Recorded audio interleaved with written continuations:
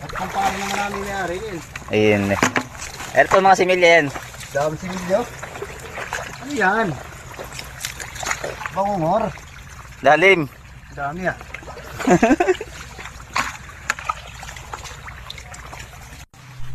Bale, ito po kami ngayon. Marami na kami nakuha. Shoutout mo na, Beo. Shoutout po sa mga gustong kumain ng bangungon. Pumunta lang po kayo kila Bayo Obet. At offer po ang ating bangungon for free.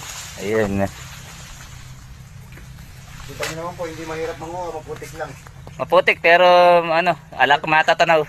Worth it.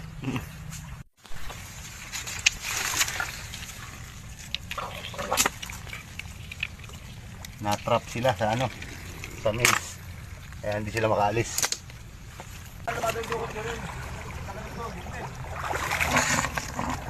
At kung paano naman